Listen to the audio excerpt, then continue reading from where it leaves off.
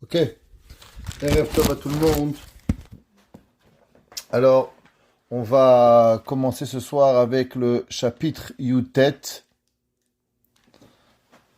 un des Teilim très spéciaux. On va voir, j'espère qu'on va essayer de finir en 1 heure, sinon on devra prendre 2 cours, mais ça vaut la peine de connaître ce Teilim. Alors, ce Teilim, il a été écrit Lirot Gvurato Shel HaKadosh Baruch Hu, afin de pouvoir voir la grandeur d'Akadosh Baruch Hu, Yira el Hashamayim ve'Hashemesh ve'Torah, d'avoir la crainte du ciel, du soleil, la Torah, ומתוכם יראה נוראות ונפלאות עד שהבריות מספרים בשביל זה כבוד הקדוש ברוך הוא. À travers qu'il va voir le ciel, le soleil, la Torah, alors il va voir les grandeurs de Dieu et il va arriver à parler de la grandeur d'Akadosh Baruch Hu. Malgré que c'est marqué dans les livres que c'est incroyable. La Torah nous dit Hashamayim mesaprim kevod el. Le ciel, il parle de la grandeur de Dieu. Donc généralement, quand un homme, il voit le soleil, il voit les étoiles, il doit arriver à la Emunah d'Akadosh Baruch Hu. Et pourtant, les plus grands astronomes, plus ils s'approchent de la réalité, et plus malheureusement, ils pensent qu'ils comprennent et ils s'éloignent de Akadosh Baruch Hu. Pourquoi? Explique le Mashgiach de Getzed, et il dit la chose suivante.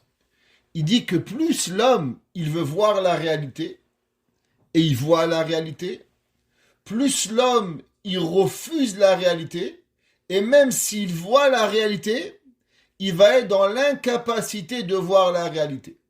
C'est comme on a expliqué la semaine dernière à propos de Yosef et ses frères. Yosef, il est parti jeune homme, il n'avait pas de barbe. 22 ans plus tard, il ressemble exactement à Yaakov Avinu, et pourtant les frères ne le voient pas. Pourquoi? À cause que plus l'homme, il refuse la réalité, et plus ce qu'il va voir comme réalité va l'apporter à ne pas voir la réalité.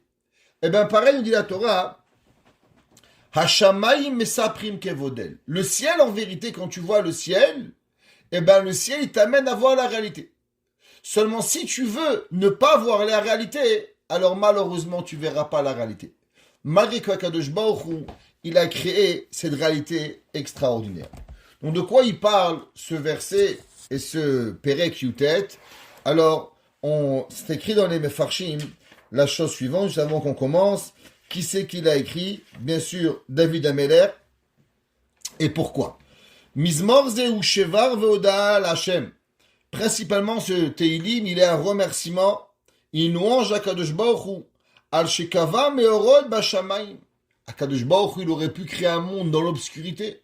Dieu, il a créé, regardez, juste 1 heure de lumière, combien ça rajoute? Regardez qu'en été, en hiver, on rajoute 1 heure de soleil. Ben voilà, on gagne des milliers d'heures d'électricité. Akadosh Baruch Hu, pour ça, faut le remercier. Que grâce à ça, la lumière, elle enlève l'angoisse. Regarde dans les hôpitaux. Dès qu'il fait noir, les gens, ils sont tristes. Le soleil, il amène la joie, il amène le bonheur. Regardez au Canada. Tout le monde est déprimé, mais il fait un soleil gris, comme ça. Prenez les Anglais, par exemple. Ils sont morbides. Pourquoi même leur humour des Anglais, elle est morbide? C'est à cause de leur temps. Il pleut toujours. Comme un jour, il a dit, tu connais l'été en Angleterre? Il lui a dit, c'est le 15 juillet en 3h45 et 3h47. Ok? Il arrête pas de pleuvoir. C'est comme ça. Il pleut 364 jours par an. Ça crée sur une humeur. Le fait qu'il fait beau, le fait que Kadosh Baruch Hu, il crée des belles choses, l'homme, il doit remercier pour cela Kadosh Baruch Hu. Et on va voir que David Amelech, il va remercier Hachem. Ve'al shenatan Torah le Israël, shei meirat enaim. En vérité, la peur de l'humanité, c'est quoi? L'homme, parce que toute personne qui se dit digne de ce nom, d'être un homme, il y a des gens, ils croient qu'ils sont des hommes, mais en vérité, ils sont pires que des ânes. Avraham Avinu, il a dit à Ishmaël et à Eliezer. Il y avait Eliezer, son esclave, son serviteur. Il a vécu toute sa vie avec Avraham Avinu. Depuis l'âge de 70 ans jusqu'à l'âge de 137 ans. Avraham Avinu à l'âge de 137 ans, il va aller faire la Hakeda. Ça fait qu'Eliezer va vivre 67 ans avec Avraham Avinu. Il va arriver au moment le plus grand de Avraham Avinu. Au moment où il va arriver à Har Moriah. Akadosh Baruch Hu va apparaître à Avraham Avinu. Eliezer va voir les anges, Michaël, Gabriel, Raphaël. Il va voir la maison de Avraham Avinu. Il va voir des miracles extraordinaires. Et à un moment, Avraham Avinu, 67 ans plus tard, c'est long 67 ans, c'est toute notre vie. Avraham lui dit, moi, j'arrive devant Har Moriah, qu'est-ce que tu vois? Et là, Eliezer, il dit, je vois rien. Avraham lui dit quoi? 67 ans avec moi, je t'apprends tout, je t'enseigne tout ce que je connais, je te donne, et t'es pas capable d'être au niveau de mon fils qui a seulement 37 ans. Yitzhak, il avait 37 ans, et Yitzhak Avinu, il a vu la Nekavot sur le Har Moriah. Il va demander à Eliezer, dis-moi Eliezer, tu vois? Il lui dit non. Il dit, tu vois pas? Tishvu poe mahamor. Reste avec l'âne. Le Seporno, il dit, pas avec l'âne. La Gemara a dit, Am hadome lachamor. La Gemara a dit, le peuple qui ressemble à l'âne. Le Seporno, il dit, non. L'homme qui est pire qu'un âne. Parce que l'âne, il n'a pas choisi d'être un âne. Il est né, il fait i-an. Il n'a pas le choix. Il n'a jamais demandé à l'âne, dis-moi, tu veux faire comme un cheval? T'es un âne. Mais toi, tu es un homme. Toi, tu avais le choix de devenir au niveau de Avraham Avinu. Comment ça se fait que tu n'as pas été capable? Alors Avraham Avinu va lui dire, le peuple qui est pire qu'un âne. Parce que l'homme qui ne sait pas s'élever, alors il ne peut pas y arriver. C'est quoi l'homme? L'homme par excellence, c'est celui qui comprend qu'il y a un but dans cette vie. L'homme, il ne peut pas croire pour une seconde, qu'on est venu manger du sushi et de la pizza. Je vais le répéter 1 million de fois, mais c'est pas possible. On n'est pas venu sur cette terre pour avoir des plaisirs. Et la preuve, c'est que si l'homme Béhémet, il était venu pour avoir des plaisirs, alors comment ça se fait qu'il y a le 3/4 de la population mondiale qui n'a pas ces plaisirs? Comment c'est possible qu'il y a des milliers de Chinois qui connaissent pas ces plaisirs? Comment c'est possible qu'il y a des milliers d'Africains qui mangent pas à la faim? Comment c'est possible que pendant des millénaires, on n'avait pas de voiture, on n'avait pas d'air conditionné, on n'avait pas de plaisir corporel? Pendant des millénaires, le 3/4, 90% de la population souffrait. Alors c'est quoi le but du monde? Chachamim, ils nous disent, la plus grande satisfaction de l'homme, c'est quand l'homme, il comprend la raison pourquoi il a été créé. Quand l'homme, il comprend, qu'est-ce que je suis venu faire dans ce monde? Un homme qui arriverait véritablement à comprendre pourquoi et comment arriver à cette conclusion, c'est l'homme le plus grand et l'homme le plus joyeux du monde. Prenez un homme qui a fait la plus grande découverte. Pourquoi on donne le prix Nobel à un homme? Parce que l'homme qui reçoit un prix Nobel, c'est quoi? C'est un homme qui va changer l'humanité. Un homme qui invente un médicament. Prenez un exemple. Prenez l'insuline. Un homme qui est malade du sucre. Un homme qui n'a pas d'insuline. À l'époque, les gens étaient voués à mourir à 30 ans. 20 ans, leur couper les mains, l'un après l'autre. Dieu préserve. Un homme aujourd'hui, avec l'insuline, en 1 an, les 2 docteurs canadiens qui ont inventé l'insuline, ils sont devenus les plus grands prix Nobel de l'histoire. Ils ont donné la vie à l'humanité. Donc on est passé à des milliers de morts, ou aujourd'hui pratiquement à plus de morts, à travers le diabète. On a sauvé des milliers de personnes. Ces gens-là, ils pourront dormir la nuit, dire Baruch Hashem, Dieu merci, j'ai créé quelque chose à l'humanité. Sachez que tous les juifs, Baruch Hashem, on a quelque chose qui est avec nous pour l'éternité. Toutes les nations du monde, tous les gens intelligents, ils se posent une question. Pourquoi j'ai été créé? Parce que, imaginez-vous, je ne parle pas de l'ingénieur qui a créé une fusée, que lui, il dit, bon, je vais changer l'humanité. Mais prenez le petit laveur de parterre. Il y a des gens qui lavent les parterres, c'est pas grave. Mais imaginez-vous, il y a un gars, tous les matins, il se lève à 5h du matin, il arrive au travail à 6h30, et il lave les parterres de 6h30 à 6h du soir. Le soir, il rentre à la maison, il donne à sa femme ce qu'il gagne, il mange, il est épuisé, il va dormir et il continue sa vie jusqu'à l'âge de 65 ans. Un beau jour, il se pose bien la question, Quel est le but de ma vie? Juste pour laver les parterres et les mégots de cigarettes qu'on laisse traîner, c'est déprimant. Et bien pourtant, il y a un homme qui peut laver les parterres tous les jours. Tous les jours de sa vie, il peut laver les parterres. Tous les jours de sa vie, il peut laver les voitures. Et pourtant, il va connaître son but dans la vie. Vous savez pourquoi? Parce qu'il va avoir une Torah et qu'il va accomplir 613 mitzvot et qu'il va avoir un talit katan et qu'il va faire Shabbat et que la Torah, elle va nous guider et nous expliquer le but de la vie. Ça veut dire que si tu arrives à te demander mais pourquoi je suis créé? T'as raison. Quand t'es laveur de parterre, tu comprends pas. Quand t'es un joueur de tennis, tu comprends pas pourquoi. Toute ta vie, tu cours derrière une balle. C'est déprimant. Et un footballeur, encore pire. Et un rugbyman, j'en dis pas, qui prend des coups de poing à la tête tous les jours. Mais quand t'as une Torah, que la Torah, elle t'explique le but de la vie. Là, on va voir dans Tehillim, David Amelech, il va nous expliquer à quoi ça sert. She'im meirat enaim. L'homme qui a la Torah, il vit dans la lumière. L'homme qui ne vit pas dans la Torah, il va vivre dans l'obscurité. Regardez les gens, par exemple. Aujourd'hui, c'est la mode du yoga. Les yogistes, ils sont tous là à faire du yoga, du zen, du ci, de là. Ils font ce qu'ils veulent. Mais au moindre problème, ils n'y arrivent pas. Mon fils, il m'a dit, papa, tu sais à quoi ça sert le yoga? Une seule chose. Pour qu'au moment où, quand tu dois sortir dans le froid, pour mettre le dollar dans le parcomètre, tu t'énerves pas. Plus que ça marche pas. Plus que le parcomètre, il va pas t'aider le yoga. Parce qu'il peut pas te remplir dans ta vie. Parce que tu as un nefesh. Parce que tu as une âme. Tu as une neshama. Tu as quelque chose de profond. L'âme dans la vie, les difficultés sont tellement grandes que si on n'a pas une lumière interne, que la lumière, elle nous éclaire dans les plus grandes des noirceurs et des difficultés, alors l'homme, il va pas vivre. David Amelech, il va nous dire que la Torah, elle va nous éclairer autant le plus grand homme, autant que le moyen, et même le plus petit.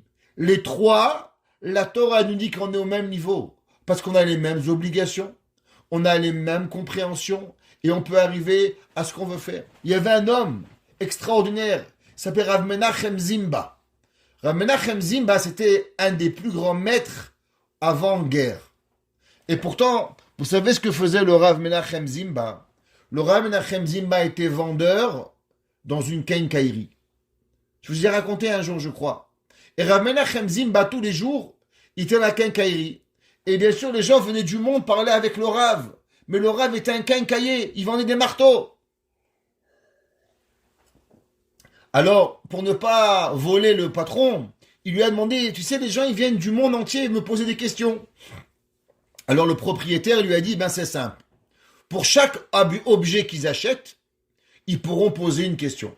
Alors les plus grands rabbinim du monde faisaient la queue devant la quincaillerie et ils avaient un marteau, un tournevis, un paquet de clous. Et plus ils voulaient poser de questions, et plus ils achetaient de produits.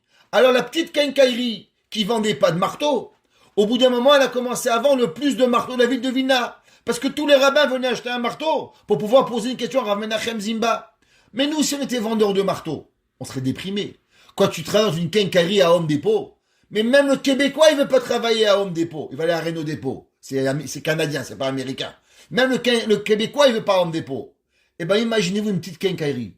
Eh ben, Rav Menachem Zimba était le plus grand maître du Talmud au début du XXe siècle, était vendeur de marteaux. Et avec ça, il était heureux. C'est pourquoi il était heureux. Parce qu'il avait compris le sens de sa vie. Il avait compris qu'en vérité, tu peux être vendeur de marteaux et pourtant maîtriser la Torah et répondre aux questions les plus difficiles de l'humanité et débattre la profondeur d'Akadosh Baruch Hu, même en vendant un marteau. Même en vendant un tournevis et un paquet de clous, tu pouvais être un gadolador. La Torah, elle te dit, il n'y a pas de sous-métier. Si l'homme il fait, si l'homme il sait pourquoi il travaille, si l'homme il sait pourquoi il est né, si l'homme il comprend qu'à chaque moment de notre vie on a une mission, d'accomplir le matin, shacharit, mincha, ma'ariv, tefila, travail, aller au mikvé, faire mes chalotes, faire mon gâteau, faire ma pizza, dans tout il y a une avot Hashem. Alors j'ai une lumière en permanente. Chaque seconde de ma vie, je vis avec une lumière. Tout le monde connaît cette fameuse histoire. Il y avait un jour un aveugle qui marchait avec une lumière. Alors un de nos grands maîtres du Talmud lui a demandé, dis-moi l'aveugle, pourquoi tu marches avec une lanterne, mais tu vois rien? Il lui a dit, moi, oui, je vois pas. Mais les autres, eux, ils voient. Au moins, eux, ils vont pas me rentrer dedans. Vous savez, il y avait un jour un homme que tous les jours, il venait en Israël. C'est une histoire incroyable. Tous les jours en Israël, il venait un homme voir une vieille dame dans un hospice de vieux. Tous les jours. Et cette femme était Alzheimer. Et le monsieur venait le matin en chantant. Et il la lavait. Et il lui donnait à manger. Et il était là. Et tous les jours. Un jour, il y avait un infirmier qui vient voir ce monsieur et lui dit, monsieur, je vois que vous êtes très attentionné avec cette dame-là. Vous la connaissez? Il dit oui, c'est mon épouse. Il dit, qu'est-ce qu'elle a? Il dit, ben elle a Alzheimer. Alors, l'infirmier lui demande, mais je vois que tous les matins à 6h30, vous êtes là, et vous restez jusqu'à 6h30 du soir, lui donnez le manger, vous l'habillez, vous la changez, vous vous occupez d'elle. Et il lui a dit, mais dites-moi, est-ce qu'elle vous reconnaît? Il lui a dit, pas du tout. Il dit, mais je vois que vous venez 7 jours sur 7. Vous savez, si elle est Alzheimer, elle se rappellera pas que si vous venez ou que vous venez pas, que vous êtes là ou que vous n'êtes pas là. Alors pourquoi vous venez tous les jours? Et le monsieur lui répond, elle est peut-être Alzheimer, mais moi non.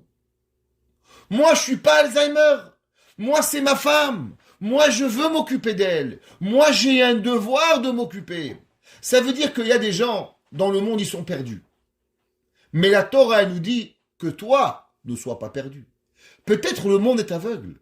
Mais quand on a une lumière, on a une lanterne dans nos mains, alors on peut avancer. Rashi dit, V'yesh ekadvu, shetochen hamizmor u kevod Hashem ba'olam, amidgal abriot bishne ovanim. Il y en a qui expliquent, le Radak et le Malbim, on va voir dans le Radak, que ce commentaire, principalement, il est venu pour 2 raisons. Parce que Akadosh Baruch Hu, il se dévoile à l'homme de 2 façons. La première, Alédé Hidbonenut Beyofi Abria. On a déjà entendu, on en a parlé souvent, dans le Chovot Alevavot, dans Sha'ar HaYichud. Le Chovot Alevavot, il dit que l'homme, il doit, et l'homme, il peut arriver à comprendre Dieu à travers la compréhension de la création du monde. Quand l'homme, il voit comment le soleil marche, comment les étoiles, elles marchent, comment toute la création, elle marche, la réflexion à la compréhension de l'univers, il amène l'homme à pouvoir comprendre. Exemple, prenez un exemple simple. Vous savez que un des grands principes de l'Antiquité grecque était que le monde n'avait pas de commencement. Le monde a toujours existé, il y avait différentes opinions. Bien sûr que l'homme, le monde est sur des éléphants, et quand les éléphants ils bougent, ça fait des tremblements de terre. C'est une vraie théorie, les théories grecques. Mais principalement que le monde n'a pas de début et que le monde n'a pas de fin. Et le monde, ce que nous voyons, eh ben, c'est là. C'est ce qui existe, c'est ici, c'est là. En 1924, je ne sais pas si vous savez, quand on a découvert les grands télescopes, les premiers grands télescopes, alors là, on a découvert qu'en vérité, le monde, c'est pas ce qu'on croyait. Il y avait des mondes, et dans ce monde, il y a des mondes, il y a des planètes, il y a des exoplanètes, et il y a un monde qui est totalement qu'on connaissait pas avant. C'était tellement extraordinaire que même Einstein a fait le voyage d'Allemagne et il est allé jusqu'en Amérique pour féliciter ce grand homme qui avait découvert que le monde était il y avait des galaxies, dans ces galaxies, des galaxies, et ainsi de suite, qu'il y avait tout un monde qui était là. Et ça a donné énormément de renouveau à toute l'humanité. Entre autres, la Gemara dans Masechet Brachot,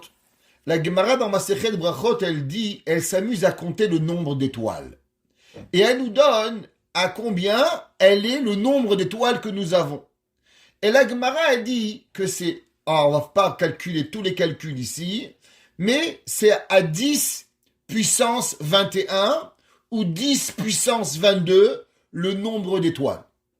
Juste pour vous faire un petit calcul, si vous voulez calculer les étoiles que vous voyez dans le ciel, allez-y par exemple sur le Mont Blanc, où il n'y a pas de lumière, tout est éteint. Vous fermez toutes les lumières, vous allez sur l'Himalaya. Combien vous croyez d'étoiles vous allez pouvoir voir? À l'œil nu, l'homme est capable de voir le maximum entre 4000 et 6000 étoiles. 10 à la puissance 21 ou 22, ça veut dire vous mettez 21 0 après le 10. Ça veut dire on parle de milliards et de milliards d'étoiles. La Gemara et la NASA sont en discussion d'un zéro. Ça veut dire que la Gemara, dans Masechet Brachot, page 32, elle avait déjà compris qu'il y avait d'énormes galaxies et que dans ces galaxies, il y avait des galaxies, la Gemara elle calcule tous les noms des galaxies, comment elles s'appellent, ce qui est impossible à l'œil humain, qu'on a découvert seulement en 1924, grâce au télescope puissant de l'époque. Aujourd'hui, on voit encore beaucoup plus. Mais les numéros n'ont pas changé. Et on a un zéro d'écart entre la NASA et la Gemara il y a 2000 ans. Je ne sais pas si vous imaginez ce que ça représente. Ça veut dire que même si un homme il s'était mis à compter toutes les étoiles, 1 plus 1 plus 1 plus 1 plus 1, et il aurait fait toutes les places du monde, il aurait calculé seulement 40 000 étoiles. Ça veut dire que s'il serait mis à les calculer une après l'autre, il ne serait pas arrivé. Et pourtant la Gemara nous donne le nombre d'étoiles à la fraction. Il dit le Radak qu'à travers que l'homme il va comprendre. Quand l'homme il voit ça, il dit mais c'est pas possible. Comment la Gemara elle peut savoir le nombre d'étoiles, ce que aucun humain n'était capable de comprendre avant le XXe siècle? Eh bien grâce à ces calculs qu'on a commencé à comprendre qu'il y avait un commencement. C'est quoi le début de la Torah? Le début de la Torah a été découvert en 1924. Ça veut dire que les Grecs, jusqu'en la théorie était que le monde est ce qui est là, il n'y a rien d'autre. En un mot, ils discutaient sur le premier mot de la Torah. Qu'est-ce que la Torah elle dit? La Torah elle dit Bereshit, il y a un commencement. Aujourd'hui, avec les théories du Big Bang, on est tous d'accord d'une chose. Vous savez ce qu'on est d'accord? Sur le premier mot de la Torah, Bereshit au commencement. Ça veut dire que pendant 5000 ans, on s'est bagarré sur un mot. Est-ce qu'il y a un commencement dans le monde ou il n'y a pas de commencement dans le monde? Les Grecs, la théorie grecque était qu'il n'y a pas de commencement. Le monde a toujours existé. D'aujourd'hui, d'hier et demain, ça sera pareil. La Torah dit, le premier mot de la Torah, Bereshit bara Elokim, au début de la création. Après, tu veux dire, est-ce que c'est le Big Bang qui a créé ou tu veux dire c'est Jborou qui a créé? Mais déjà, ça leur a pris 5700 ans pour comprendre un mot, Bereshit. Après, ça leur a pris 100 ans pour comprendre bara. Bon, Bezat Hashem, dans 100 ans, ils vont comprendre qu'il y a aussi Elohim, il y a un Dieu. C'est pas grave. S'il leur a pris 5700 ans pour comprendre Bereshit, ils vont comprendre moins de 200 ans qu'il y a aussi Elohim. Donc au début, on a compris Bereshit, un commencement. Après que bara, il y a eu une création. C'est quoi le Big Bang? Le Big Bang, ça veut dire qu'il y a une explosion. Ça veut dire quand on a découvert que les étoiles, elles vivaient pas toujours, et que les étoiles, elles naissaient et elles mouraient, et qu'il y avait une naissance d'étoiles, donc il y avait une création qui pouvait se créer à travers des gaz qui existaient. Donc ça veut dire qu'il y avait quelque chose qui a fait la naissance de l'étoile. Ça a été révolutionnaire dans le monde des astronomes. Et chez nous, la Torah, vous allez demander à n'importe quel enfant, dis-moi mon petit Shlomeleh, c'est comment le monde il a commencé? Bereshit, bara, et au commencement, Dieu il a créé. Comment au commencement? Il n'y a pas de commencement. Donc la réflexion des étoiles, la réflexion de la création, dit le Radak, il doit nous apporter véritablement à la création du monde. À comprendre Akadosh Baruch Hu. Quand on voit le soleil, prenons le calendrier. Vous savez que Jules César avait créé un calendrier. Pendant 1500 ans, il avait fait une erreur. Une erreur. Quelle erreur? L'erreur qu'il y avait seulement 365 jours. À la place de compter 365 jours et 6 heures. Et bien pourtant, en l'an 1550, ils se sont rendus compte qu'on avait perdu chaque 4 ans un jour. Et ça fait une révolution, on avait perdu 21 jours. Et en France et en Europe, il y a eu 100 000 morts de révolution quand on a voulu rajouter 21 jours au calendrier. On n'a qu'à prendre le Talmud. Il y a 2000 ans, la Gemara a dit déjà clairement combien l'année solaire elle est 365 jours et 6 heures. Combien de temps une année-lumière? La Gemara, Hillel Azaken, Hillel Katan, au temps de la Mishnah déjà, il a dit 354 jours, 12 heures, 793 parties. On est à 1 millième de seconde d'écart avec la NASA. C'est incalculable sur la montre. Ça veut dire que l'homme, la Torah, elle nous amène à une réflexion sur la nature, que quand tu regardes cela, tu ne comprends pas. Comment c'est possible un calcul tellement précis? Est-ce que c'est possible que l'homme, qu'Akadosh Baruch ou quelque chose a créé sans qu'il y ait un être derrière tout cela? Le soleil, la lune, ces calculs extraordinaires nous amènent à nous rapprocher d'Akadosh Baruch Hu. V'yeh alidei idbonenut bechokhmat haTorah umetikut hamitzvot. Maintenant, il y a une autre façon. Il y a une autre façon de comprendre. Une personne, si elle veut s'approcher de Dieu, il y a une façon beaucoup plus simple. Devenez pas astronome, devenez pas astrologue, devenez pas marin, pas besoin de tout ça. Asseyez-vous à la yeshiva, prenez un livre de Torah et commencez à comprendre comment un pasouk, un mot de Dieu, comme on va voir plus tard, dans le pshat, dans le draj, dans le remez, dans le sod, comment un mot de la Torah, il peut vous transporter dans des compréhensions tellement profondes. Et là, tu te dis une question. Mais est-ce que c'est possible que tout ça est humain? Est-ce que cette Torah, elle peut être humaine? Et il dit le Radak, de la même façon que l'homme, à travers les astres, il peut comprendre la grandeur de Dieu à travers l'étude de la Torah. Quand l'homme, il voit à combien la Torah, elle est profonde, à combien la Torah, elle est douce, à combien la Torah, elle est sévère, elle est rachamim et elle est digne, à comment la Torah, elle peut apporter à l'homme, comme on va le voir, Pekoudé Hashem Yesharim et Samchelev, que la Torah peut apporter une tellement grande joie. Je parlais avec quelqu'un cette semaine, la semaine dernière, il me dit, Rabbi, des fois la journée, elle est dure, mais juste le fait de savoir que je viens à la yeshiva, tefila, étudier avec les amis, la journée, elle n'est pas pareille. La journée, elle est différente. Pourquoi? Parce que on vit dans la noirceur. On vit après 1953 ans d'exil. On est perdu. Littéralement, nous tous, on est perdus. On est dans l'obscurité et on est aveugle. Mais la seule différence entre nous et les nations du monde, c'est que nous, on a une lumière. Et on se dit qu'un jour, je vais avoir des yeux pour voir. Le verset en Télim, il dit « Enaim lahem velo yiru ». Il y a des gens qui ont des yeux, ils ne voient pas. « Oznaim lahem velo yishmao ». Ouais, ils ont des oreilles, ils n'entendent pas. « Af lahem velo yirichun ». Ils ont un nez, ils ne sentent pas. Regardez Covid, les gens, ils ne sentaient pas, ils goûtaient rien. C'est pas compliqué, le mec, il dit « Mais j'ai un nez, je sens rien, ça goûte rien le manger. Ça goûte rien. » T'as raison. L'homme, Akadosh Baruch Hu peut amener à l'homme. De la même façon que l'homme, il peut ne pas sentir. De la même façon que l'homme, il peut pas entendre. Eh bien, l'homme, il peut ne pas voir. La seule différence, c'est qu'Akadosh Baruch Hu, il nous fait croire que l'on voit. Mais en vérité, de la même façon qu'on a un nez, et que pour beaucoup de monde avec le Covid, ils n'ont pas senti pendant des mois, eh bien, pareil, en vérité, nos yeux, ils voient mal. Nos yeux ne voient pas la réalité. Et la seule et unique réalité, elle est là. Elle est quand l'homme il est en train d'étudier la Torah. Quand l'homme il est en train de comprendre les profondeurs de la Torah. Beaucoup expliquent que ce verset-là, il est principalement une demande de se purifier nos péchés et seulement David Ameler, pour pouvoir parler et demander à Kadosh Baruch Hu certaines choses, alors il a besoin de louanger à Kadosh Baruch Hu. Tout le monde, vous savez qu'il y a une halakha qui est simple, qu'on doit être Somer Geoula et Tefila. Qu'est-ce que ça veut dire être Somer Geoula et Tefila? Eh bien, avant de faire la Shmona Esrei, on a une bracha qui s'appelle Baruch Ata Hashem Gaal Israël.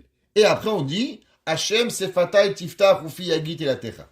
La Gemara elle demande pourquoi Chachamim ils ont instauré cette prière de Géoula avant de parler de Hashem sefatai tiftach. La Gemara elle dit parce que avant de parler à un roi et d'avoir des demandes personnelles, on doit louanger le roi. On doit dire au roi qui il est. Si tu vas chez le roi, monsieur le roi, j'ai besoin, ma carte de crédit elle est pleine, tu peux pas me faire un petit chèque? Mais pourquoi tu veux que je te fasse un petit chèque? Qui tu es? Comment je vais te savoir? Mais si tu viens chez le roi et tu mentionnes au roi tout ce que le roi il a fait, Emet ve'emuna, on ramène Akadosh Baruch Hu, comment il a sauvé le Ham Israël de Yetziat Mitzrayim, comment il a été toujours là pour nous. Baruch Ata Hashem, on dit pas Goel, Gaal. Dieu il a délivré à chaque moment le peuple juif. On mentionne tous les miracles que Dieu il a fait. Alors on peut arriver, Hashem sefatai tiftach ufi yagit elatecha. L'homme il a besoin d'abord quand il prie, on a l'obligation de parler de la grandeur de Akadosh Baruch Hu. Et quand l'homme il parle d'abord la grandeur de Dieu, alors il peut commencer par la suite demander à Hashem. C'est pour ça que d'abord on dit la bracha de Magan Avraham. C'est pour ça qu'on dit Mechaye Metim. C'est pour ça qu'on dit Atakadosh. Et seulement après Atachonen. Ça veut dire que pour pouvoir demander à Hachem, il faut que d'abord on louange Dieu. Souvent les gens ils disent mais Dieu, Hachem, Rabbi, je prie à Dieu souvent il me répond pas. Je dis c'est vrai. Comment tu pries? Est-ce que d'abord avant tu dis à Kadosh Baruch Hu merci? Est-ce que à Kadosh Baruch Hu tu lui rappelles tout ce qu'il t'a fait de bien? Tu sais à Kadosh Baruch Hu, tu m'as donné un père, tu m'as donné une mère, tu m'as donné une femme, tu m'as donné des enfants, tu m'as donné... D'abord, il faut parler à Kadosh Baruch Hu de tous les miracles qu'il a fait. Remercier Hachem le nombre de fois que tu as prié et que tu as été écouté. Et après que Hachem, il t'a déjà écouté une prière, après tu parles de la grandeur de Dieu, et après seulement tu peux avoir une demande à Kadosh Baruch Hu. Pareil, ils disent, Rachamim, le Meiri, il dit que David Amelech, dans le Teilim Kaf, il va dire la Natseach, Mizmor David. David Amelech, il va chanter, ouais, au moment Yancha Hashem biyom tzara. Il demande à Kadosh Baruch Hu, s'il te plaît, Dieu, réponds-moi au moment de ma souffrance. Mais avant de demander le Teilim Kaf, que Akadosh Baruch Hu lui réponde à sa prière, David Amelech va parler des grandeurs d'Akadosh Baruch Hu. L'homme, il a l'obligation d'avoir de l'humilité. Quand l'homme, il a l'humilité, et comment on a l'humilité? En se rappelant tous les bienfaits que Dieu y fait. Quand l'homme, il se rappelle tous les bienfaits que Kadosh Baruch Hu lui a fait, alors automatiquement, il peut arriver à comprendre. Le Nefesh HaChaim, le Rabbi Chaim de Volojin, vous savez, c'était le Talmid du Gaon de Vilna, malgré que le Nefesh HaChaim lui-même, Rabbi Chaim de Volojin, dans la lettre qu'il a écrite pour l'ouverture de la yeshiva de Radin. Vous savez, la yeshiva de Volojin, elle a été écrite, a été ouverte, et ils ont demandé à Rabbi Chaim de Volojin qu'il écrive une lettre de référence sur la yeshiva de Volojin. Et Rabbi Chaim de Volojin, il va dire qu'il est un élève. Mais je vais vous lire un passage de la lettre qu'il a écrit, comment on appelle ça, Rabbi Chaim de Volojin, à propos de son maître. Et il dit comme ça, Veine Yadati, Rabbi Chaim de Volojin, que je connais un peu Nefesh HaChaim, à combien était un homme énorme en Torah, il dit Veine Yadati, Shelo Zachiti le Midat Anava. Il dit, vous savez, moi, je n'ai pas mérité et je ne suis pas arrivé au niveau de l'humilité. Omnam, dina de Gemaraou. Il dit seulement, il y a une Gemara, c'est ramené dans le Yerushalmi, c'est ramené dans le Rash. Shemi shenoba kirak masechet achat, veroe shenoagim bo kavod yoter midai, mechuya velodia emet. Il dit, vous savez, que une personne, qu'on le prend pour un rabbin s'il n'est pas, il doit dire aux gens, messieurs, je ne suis pas un rabbin. Parce que c'est pas rabbin, c'est pas grave. Savoir sa place, ça fait partie. Il dit, Ve'anochi shamati shenikra alay shem rabbeinu agadol. Il dit Rabbi Chaim de Volojin, les gens, ils m'appellent à moi, mais Rabban shemo bechol tefutzot Israël, marana ve'rabana, le grand maître, kadosh Israël ve'oro, hagaon Rabbi Eliyahu nishmato eden chassid milvina. Et il dit, les gens, ils m'appellent élève du Gaon de Vilna. Alors, je dois dire quelque chose parce que je ne peux pas laisser passer qu'on m'appelle à moi l'élève du Gaon de Vina. Il dit Vezachiti leikare al shemo ataor. Et j'ai mérité qu'on m'appelle sur le nom du Gaon de Vina. Ça veut dire qu'on me connecte, moi, Rabbi Chaim de Volojine, à travers, avec le Gaon de Vina. L'Omar Sheani Talmido, pour dire que je suis son élève.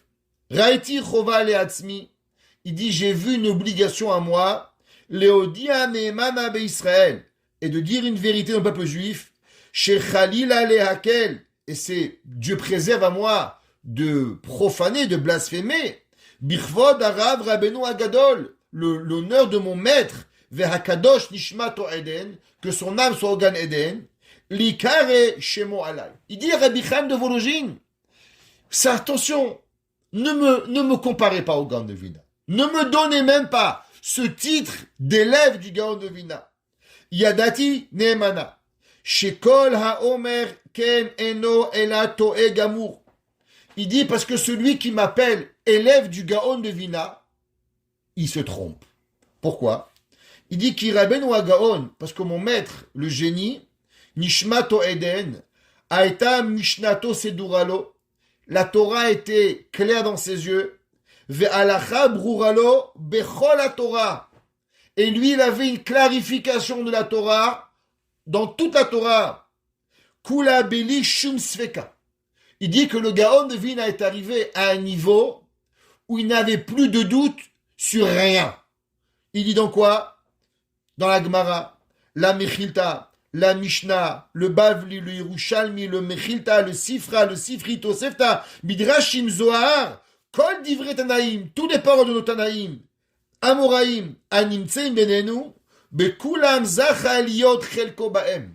Il dit dans toute la Torah que vous pouvez imaginer, le Gaon de Vina, il avait une part dans la Torah. Les Achia, pour pouvoir trancher, pour pouvoir décider qui avait raison, dans les doutes qu'il pouvait créer, et pour renouveler, et pour pouvoir comprendre, et d'écouter, et de rajouter des milliers de halachot, et dans le Midrashim, dans les sages de la Torah, et dans les plus grands secrets de la Torah.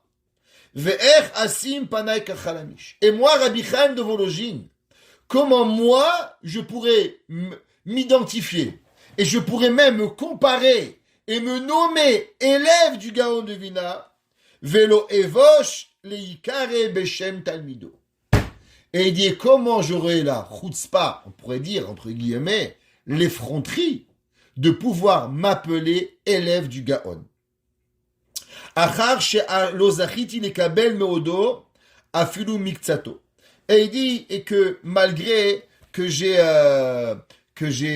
pas appris de mon maître beaucoup, seulement quelques brins de halakha, et il continue à parler de son maître, à combien le Gaon de Vina était grand, et que combien il étudiait, et que chaque seconde de la Torah, et il continue à parler du Gaon de Vina. Non, le Gaon, le Nefesh HaChaim, qui était, on pourrait dire, lui, il voulait pas qu'on l'appelle le maître, mais il avait connu la Torah. Il avait connu la beauté de la Torah. Vous savez, un jour, il y avait le frère du Rabbi Chaim de Volojine, qui s'appelait Rab Zalman de Volojiner. Et le Rab Zalman de Volojiner était la chavruta du Gaon de Vilna. Et un jour, en dormant, alors il s'est posé la tête, et en posant la tête, il a froissé un livre.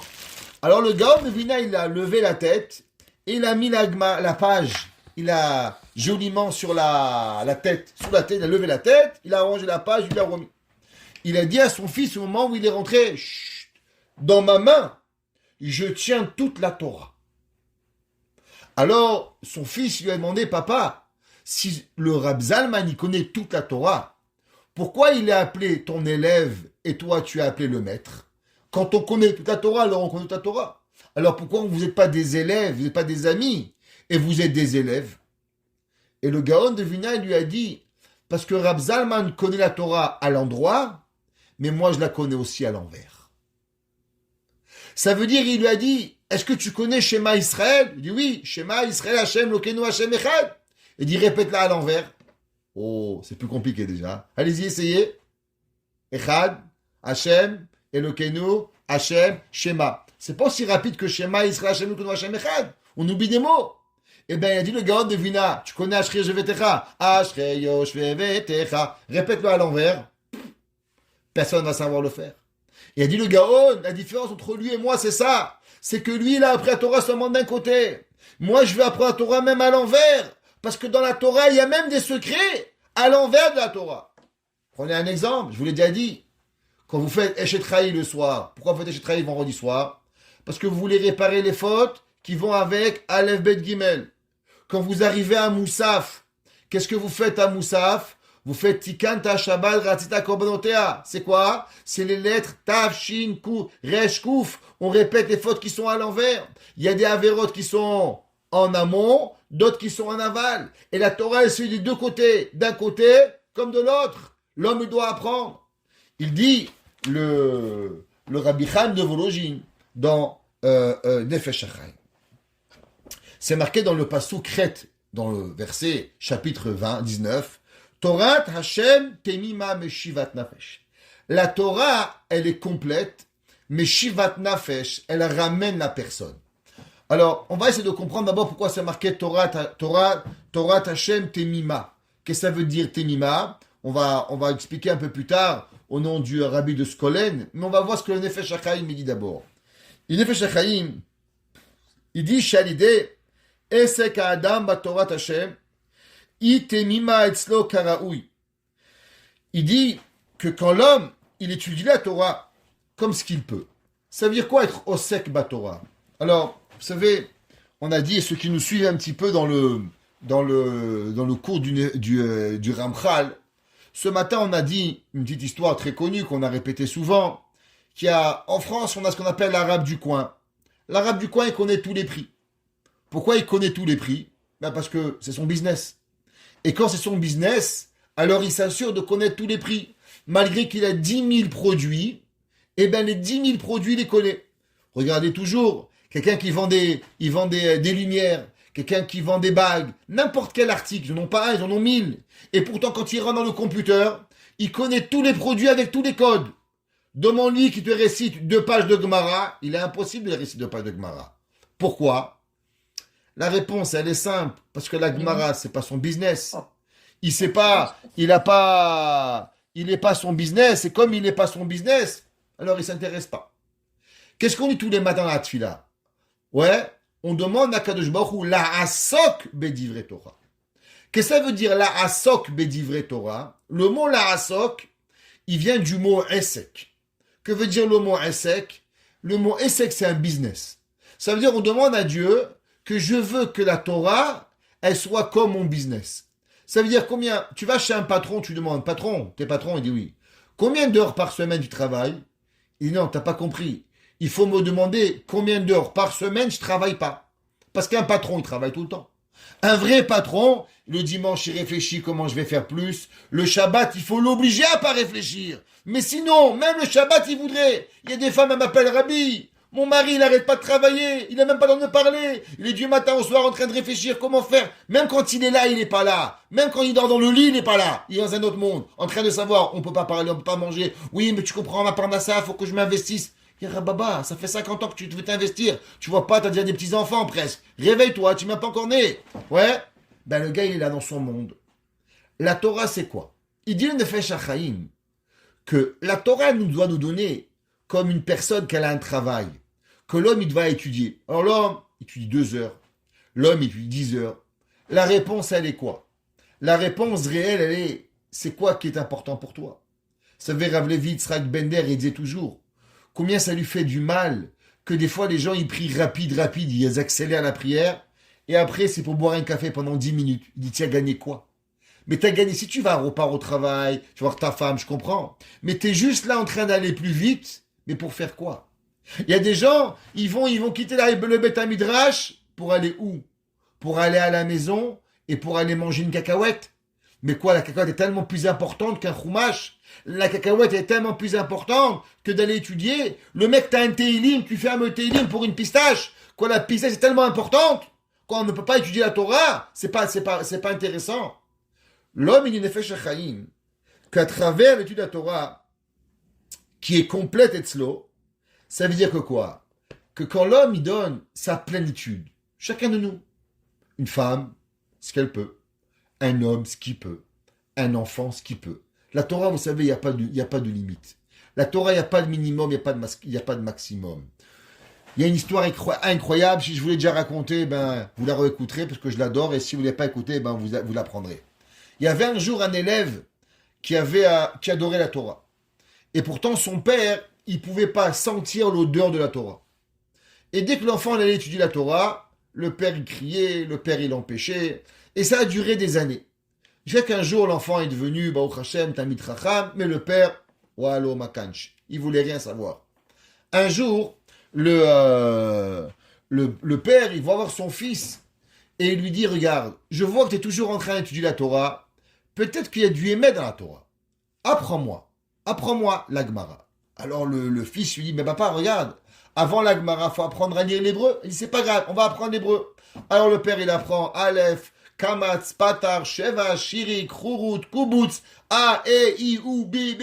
Baruch Hashem, au bout de 6 mois, il apprend à lire. Magnifique. Après, il faut apprendre à lire avec les points. Alors on lit Baruch, il apprend à lire. Après, on lit sans les points. Après, on commence la première Mishnah. Et le temps passe, et le père, il apprend la première Mishnah, les premières lignes de Gemara. Ça fait déjà 1 an. Et au bout de 1 an et demi, ils ont fait 1 page de Gemara. 1 page. 1 page de Gemara. Alors le père, il dit, mon cher fils, je veux faire un sioum. Toi, tu fais des sioum comme ça, moi aussi, je veux faire un sioum. Il dit, mais papa, on fait pas un sioum pour 1 page. On fait un sioum pour une maséchet. Alors il dit, regarde, il y a le Rav Moshe Feinstein qui est à côté, je vais lui demander. Alors le père, le lève à voir le Rav Moshe Feinstein. Il dit, voilà, Rabbi, j'ai mon père, il ne met pas la Gemara, et ça nous a pris 1 an et demi à apprendre 1 page. Et ce soir, il veut faire un sioum. Alors le Rav, il a dit, il peut faire un sioum, mais non seulement il va faire un sioum, je vais venir moi-même au sioum. Imaginez-vous le Rav Moshe Feinstein, 75 ans, je vais moi aussi participer au sioum. Alors le Rav, il vient, et il fait des paroles de Torah, de réconfortement, d'encouragement à la Torah. Et le père, il est aux anges. Et le soir, le père va dormir, et malheureusement, le matin, il ne se réveille pas. Le père décède cette nuit-là, sans aucune maladie. Et le lendemain matin, le Rav Moshe Feinstein, il entend que le monsieur qui est parti hier au Sioum, il est mort. Alors le Rav Moshe Feinstein, il dit, je vais aller moi à la Levaya. Quoi, Rav Moshe Feinstein? Il a dit oui, je veux participer à Levaya. Et il arrive et il demande, je veux parler. Les gens ne comprennent pas. Le Rav Moshe Feinstein, il ne vient pas à n'importe quel enterrement et faire un espède, une élogie sur un mort, mais ça ne se fait pas. Alors il dit, je veux prendre la parole. Et il dit, il y a une Gemara. La Gemara, elle nous raconte une histoire d'un Rav qui s'appelait Rabbi Elazar ben Dourdae. Rabbi Elazar ben Dourdae, dit la Gemara, c'était le plus grand pervers que le monde avait existé. La Gemara dans Masechet Hagigal raconte que Avodazara, la Gemara dit que Rabbi Elazar ben Dourdae, il était allé avec toutes les prostituées du monde. Toutes. Il n'y avait pas une qu'il n'avait pas fait. Miss Monde, Miss Univers, ils les avaient tous passés. La Gemara dit c'était un malade mental, il s'appelait Elazar ben Dourdae. Et un jour, malheureusement, Rabbi Elazar ben Dourdae, il s'est passé quelque chose, il a eu un réveil. Et là, Rabbi Elazar ben Dourdae, il a dit, soleil, lune, priez pour moi. Le soleil lui a répondu, mais avant qu'on prie pour toi, on va prier pour nous. Parce que tu veux avoir le monde futur. Mais le monde futur est un monde qui n'existe seulement à la spiritualité. Moi, soleil et moi, lune, on appartient seulement au monde de la matérialité. Alors il a demandé aux montagnes. Ils lui ont répondu pareil. Il a demandé aux fleuves, aux mers. Il a demandé à toute la nature. La nature a dit, mais Rabbi Elazar, on ne peut pas prier pour toi. Parce que tu vas avoir le Olam Haba, mais le Olam Haba n'existe pas. Alors Rabbi Elazar ben Dourdae a pleuré. La Gemara dit qu'il a mis sa tête entre ses jambes et il a pleuré jusqu'à qu'il en est mort. Au moment où il en est mort, il y a une voix céleste qui est sortie et qui a dit « Mais Zouman Rabbi Elazar ben Dourdae lechaye olam haba » est invité Rabbi Elazar ben Dourdae au monde futur. À ce moment-là, il y avait un homme que tout le monde connaît Il s'appelait Rabbi Yehuda Anassi. Rabbi Yehuda Anassi, un jour, il est allé dans le marché. Et vous savez que les rabbins, je ne sais pas si vous le savez, mais les rabbins parlaient aux animaux. Et dans le marché, il a rencontré un petit veau. Et le petit veau, il lui a dit, Rabbi, ils vont me tuer. S'il te plaît, fais-moi quelque chose. Alors le Rabbi Lazar, Rabbi Udanassi lui a dit, mais les karnifrarta, tu as été choisi pour ça. Tu as été créé pour ça. Qu'est-ce que tu veux qu'on fasse? C'est normal que les gens mangent les animaux. La Gemara nous dit qu'à ce moment-là, Dieu lui a dit quoi? Rabbi, il y a un petit veau qui pleure, prends-le dans les bras. Fais-lui un bisou. Dis-lui, ne lui dis pas que tu as été créé pour ça. Quand un gars, il est né juste pour qu'être mangé, dis-lui qu'au moins, quelque chose, tu as une échama, tu vas aller monter sur une bracha, t'inquiète pas, tu vas au lamaba. Et de la pitié, tu peux pas voir un gars dire, mais c'est pour ça que tu as été créé, et le mec, il va finir en barbecue. C'est terrible. La Gemara a dit que Rabbi Udanassi, il a attrapé une maladie terrible. La Gemara a dit quand il faisait ses grands besoins, il criait tellement fort qu'on l'entendait à 36 kilomètres. Ça veut dire, la Gemara a dit, Asara par Saot. La Gemara a dit, il avait tellement mal au ventre que le pauvre, quand il arrivait à aller aux toilettes, vous l'entendez de Montréal à Laval. La Gemara a dit que les gens, ils faisaient du bruit pour qu'on n'entende pas le cri de hurlement de douleur de Rabbi Udanassi. La Gemara dit qu'il y avait un moment dans la journée où tous les wagons, ils venaient, ils faisaient un bruit, et c'est à ce moment-là que Rabbi, il essayait d'aller aux toilettes pour cacher sa douleur et son hurlement. La Gemara dit qu'à la fin, un jour, Rabbi Udanassi, il avait une petite souris à la maison. Une petite souris. Et là, la bonne, elle est venue, elle a voulu tuer la souris. Rabbi Udanassi lui a dit, s'il te plaît, aie pitié de la souris. Verahama va kol ma'asav. S'il te plaît, ne la tue pas, prends-la, mets-la dehors. La Gemara dit du fait qu'il a eu pitié de la souris, Dieu l'a guéri. Rabbi Udanassi, le maître de tout le peuple juif, il va souffrir 10 ans parce qu'il va faire une erreur. Au moment où Rabbi Udanassi a entendu que Rabbi Elazar ben Dourdaé, il a été invité au monde futur, il va se lever, il va dire Yesh ekone olamo besha'achat. Il y en a qui savent acquérir le monde en une minute. Veyesh ekone olamo be'eser shanim. Et il y en a qui savent acquérir le monde en 10 ans. Il va dire les 10 ans de ma vie, souffrance, c'était rien. Lui, il a mérité. Et c'est pas tout, il dit. Et non seulement qu'il est arrivé au monde futur, mais il est arrivé au monde futur avec un titre de Rabbi. Mezouman, Rabbi Elazar ben Dourdaé. Rabbi Chaim Shmulevitz, il dit, je comprends pas comment ça marche. Et dans la vie, vous savez, il y a des moments où vous avez des chances.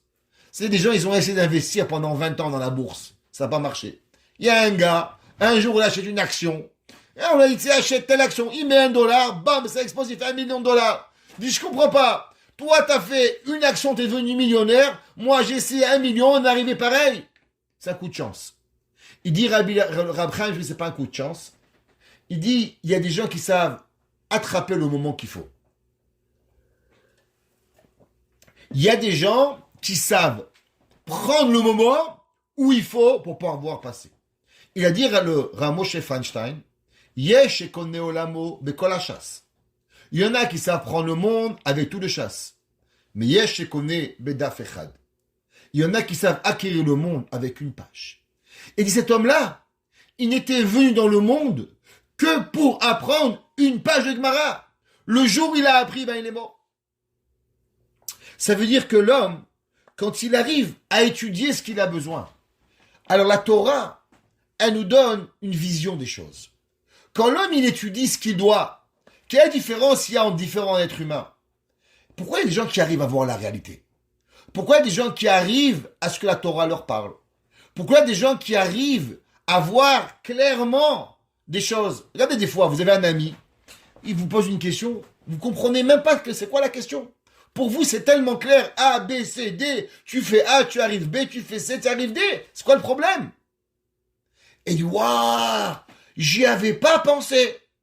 Il y a une fameuse histoire qui ramène un jour le Baal Moussa, il dit quand il est sorti le sida, alors, raconte un machal, il y avait un jour une réunion qui a été faite à Manhattan en plein hiver, au 77e étage. Toutes les fenêtres étaient ouvertes. Et bien sûr, il faisait froid. Alors la première femme, elle s'est levée, elle a mis un manteau de vison. Le deuxième, il est venu, il a mis une couverture. Le troisième, il est venu, il a augmenté le chauffage. Le quatrième, il est venu, il a acheté une couverture électrique. Et après, il y avait un rabbin. Il dit, mais si vous avez tous froid, fermez la fenêtre. Il dit, ben, c'est simple, on essaie de guérir le sida. Un lui dit, fais comme ça, l'autre fait comme ça. Il dit, mais restez chez vous à la maison avec votre femme, il n'y aura pas de problème. Il lui dit, au début de la maladie, ça provient pourquoi? Parce que les gens, ils font des bêtises. Mais si chacun reste à la maison, ben, il n'y aura plus de problème. Mais comment on n'arrive pas à comprendre ça? C'est parce qu'on vient de l'obscurité. Il dit le Nefesh HaChaim, l'homme qui étudie la Torah à son niveau, ce qu'il doit étudier. Comme j'explique, je ne suis pas en train de dire qu'une femme, elle doit plus manger, elle doit plus travailler. Chaque homme a un travail, chaque femme elle a un travail, chacun de nous on doit faire ce qu'on a à faire. Mais je m'occupe de ma Torah comme je m'occupe de mon business. Je vois des gens, ils viennent le matin, ta. Ça va, tu étudies 1 heure par jour. Le rabbin étudie 20 heures par jour. Bon, pour lui, je comprends, il peut utiliser son téléphone. J'exagère un petit peu, mais quand même. Mais toi, tu étudies 1 demi-heure par jour. Rends-lui ton téléphone. Tellement c'est important, toute la prière. Bip. Ribono Shelolam. Tu parles 1 heure par jour à Dieu. Combien tu vas lui parler au téléphone à ta secrétaire? Tu peux le ranger. Il voit pas, le gars. Il dérange tout le monde. Il dit Nefesh HaChaim. L'homme qui étudie la Torah. Alors la Torah, Meshivat Nefesh Adam Meshorsha Bishlimuta. La neshama de la personne, elle revient à 100%. Ve'amar gam avdecha nizar ba'em. Il dit, qu'est-ce que ça veut dire, Vegam avdecha nizar ba'em, dans le verset 12. Il dit le Nefesh HaChaim. Vous savez, tout à l'heure on a commencé, le plus beau des cadeaux, c'est que nous, quand on va comprendre pourquoi on est venu sur cette terre. Il dit le Nefesh HaChaim, celui qui étudie ce qu'il doit étudier dans ce monde, alors le mot Nizar vient du mot Zohar. Que veut dire le mot Zohar? Veut dire éclairé. Il dit Vegam Avdecha, alors ton serviteur Nizar, il va lui aussi éclairer. Ça veut dire que l'homme, en étudiant la Torah, il devient source de lumière, où lui-même il va devenir une lumière pour éclairer l'humanité. She'alideh she'shamar et kol hamitzot anukovanim, neged kol evarei adam, nizdaker nafsho vegufo. Il dit que quand l'homme, il arrive doucement à faire ce qu'il doit faire, alors il va arriver à un niveau tellement grand que la Torah, son corps, la même façon que son âme, elle éclaire, et bien même son bras, il éclaire. C'est pas possible, un bras qui éclaire. Je suis pas un néon. Et bien la Gemara, elle raconte, dans ma Sechet Brachot, qu'il y avait un jour un grand maître qui s'appelait Rabbi Elazar. Rabbi Elazar était très très pauvre. Et un jour, il est tombé malade. Alors, on lui a dit à Rabbi Yochanan, va voir ton ami Rabbi Elazar.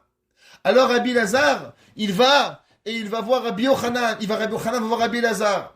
Et il rentre dans la maison et il fait tout noir. La Gemara a dit que Rabbi Yochanan, il ouvre son bras et là, la maison s'éclaire. Et il voit Rabbi Elazar qui pleure. Et il dit, mais pourquoi tu pleures? Et il lui dit, est-ce que tu pleures parce que tu n'as pas assez d'argent? Il lui dit, t'inquiète pas, dans la vie, pas tout le monde il a de l'argent. Il dit, est-ce que tu pleures parce que tu n'as pas assez étudié? Il t'inquiète pas, la Torah, tant que tu as fait ton maximum, ça suffit. Il dit, non, je pleure parce que ton corps, un jour, il va aller sous terre. Il dit, quand je t'ai vu rentrer Rabbi Yochanan, tellement beau, et je sais qu'un jour, tu vas mourir, et tu vas te faire manger par la vermine, je pleure. Il dit, Rabbi Yochanan, donne-moi ta main. Il lui prend la main, il le lève, il lui guérit. Et là, tout le monde demande, mais comment Rabbi Yochanan, il avait un bras? C'était quoi, un néon? C'est quoi un néon incorporé? T'es en LED? Mais non. Il n'est fait Shachaïm. Qu'en vérité, l'âme de la personne, elle brille. Et vous savez qu'est-ce qui empêche l'âme de briller? Eh bien, ce qui empêche l'âme de briller dans le bras, c'est parce que un jour, on utilise notre main qu'il ne faut pas. On fait un geste qu'il ne faut pas. On touche ce qu'il ne faut pas. On mange ce qu'il ne faut pas. Mais si on utilisait notre bras exactement de la même façon que la Torah elle voulait, alors de la même façon que l'âme elle brille. Vous avez tous entendu les histoires des gens qui sont morts, ils sont revenus, ils ont vu une lumière qui brillait. Tout le monde a écouté ces histoires. La Neshama elle est énorme de lumière. Eh bien notre corps, dit David Ameller, Gam Avdecha, David Ameller, son corps, Nizhar Bahem, il pouvait briller comme un néon. Parce qu'il avait ce pouvoir extraordinaire de pouvoir briller pour pouvoir y arriver. Et j'aimerais terminer avec un mot. Le Rambam, dans le 11e Pérec dans Sanhedrin, le Rambam il ramène là-bas les 13 principes de base de la Torah. Et il explique le Rambam quelque chose d'incroyable. Le Rambam il dit que dans la Torah, chaque mot de la Torah a la même importance. Exemple, la Torah c'est marqué Shem Cham et Yafet. Veshem Ishto Matbeel. Et c'est marqué Anochi Hashem Elokecha. Il dit le Rambam, de la même façon qu'il y a des mots que tu comprends, je suis ton Dieu. Waouh! Le mot le plus important de la Torah. Il dit le Rambam, s'il manque une lettre qui a rien à voir, qui a l'air inversée, anodin, c'est pas cachère. Pourquoi? Parce que dans la Torah, il n'existe pas quelque chose d'anodine. Toute la Torah, elle est à des niveaux. Dans le pshat, dans le remède, dans le drage, dans le sod, c'est pas important, mais des niveaux d'importance extraordinaires. L'homme, il ne peut pas imaginer, il peut pas concevoir, mais c'est la réalité, que la Torah, tous les mots ont la même importance, aucune différence. Un de nos grands maîtres s'appelait le Béné Issachar. Le Béné Issachar était le neveu de notre cher Rav adoré qu'on aime en secours, Rabbi Elimelech de Lizensk. Il s'appelait Rab Tzvi Elimelech de Dinov. Il a écrit le Béné Issachar. Et le Béné Issachar, il dit la chose suivante. Et il dit, dans Rosh Chodesh Sivan, 5e Mahamar, Otret, au nom du Chida. Écoutez, un Hassid qui ramène un Nadjana, un bon juif de Maroc, de chez nous, ouais, le Chida extraordinaire qui est passé bien sûr par Tunis, pas oublier.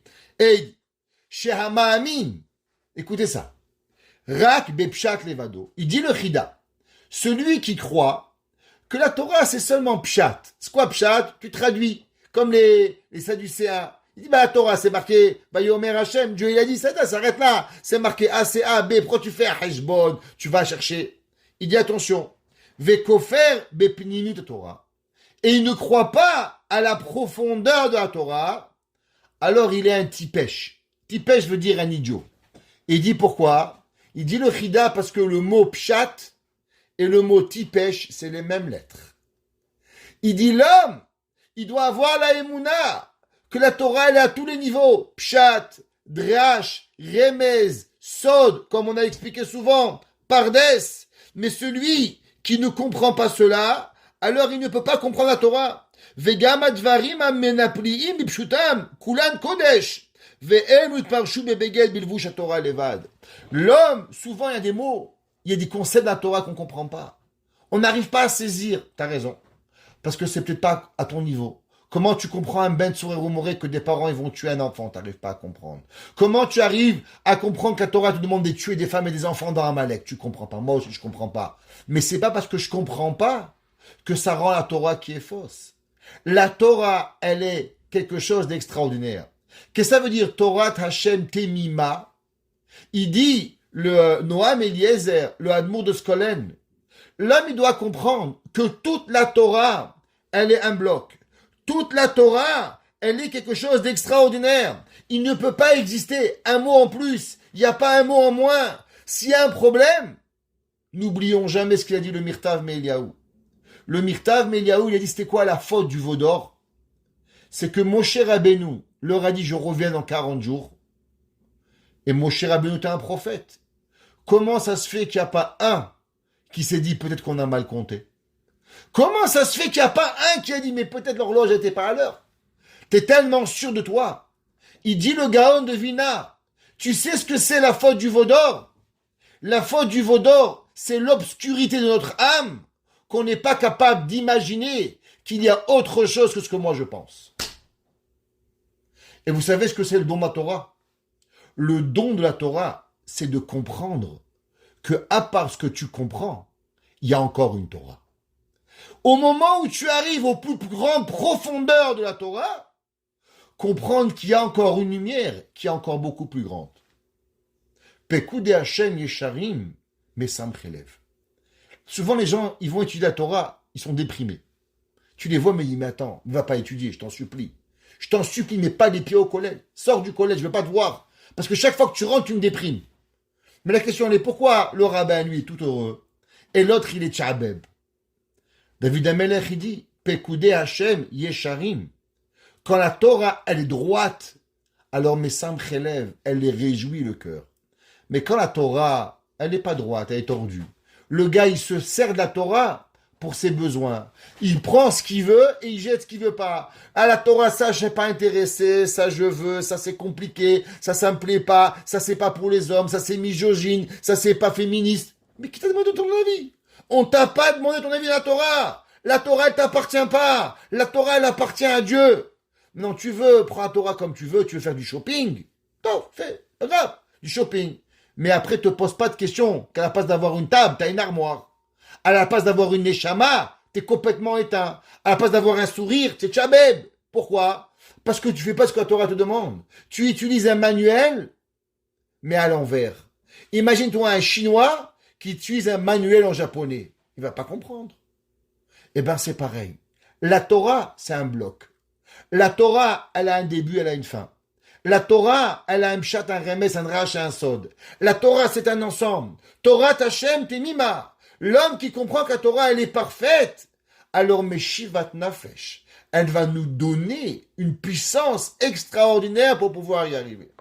Bezrat Hashem, la semaine prochaine, on terminera le cours sur le 19.2 et on verra dans le Radak, à savoir les 6 niveaux de la Torah et comment la Torah, elle s'explique, comment la Torah, elle comprend et qu'est-ce que la Torah, elle peut nous donner à l'homme. Mais on terminera ce soir avec quelque chose d'extraordinaire. Qu'en vérité, nous avons l'arme et nous avons la plus grande des bombes qui existent.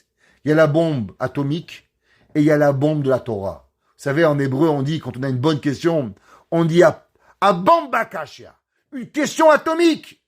Eh bien, on a tous un atome extraordinaire qui va éclairer l'humanité, qui peut déjà nous éclairer. C'est la Torah.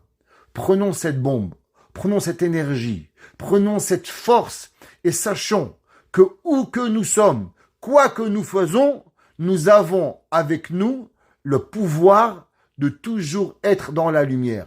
Où les béné Israël aya or bemoshevotam. Même au moment où il y avait la makat rocher, il dit le verset, mais le peuple juif avait la lumière. Quelle lumière? La lumière de la Torah. Nous sommes jamais dans l'obscurité. Nous avons la Torah. Et à travers la Torah, nous pouvons surmonter toutes les épreuves qu'Akadosh Baruch Hu peut donner. Mais en vérité, celui qui a la Torah et la lumière, alors il sait qu'il n'a pas d'épreuve. Mais il pensait qu'il avait une épreuve, mais grâce à la Torah, il peut s'en sortir, ne pas voir la lumière. Que Baruch Hu nous bénisse et nous donne tout ce que nous avons besoin et nous éclaire à travers tout ce que nous avons besoin. Baruch Adonai Leolam. Amen ve amen.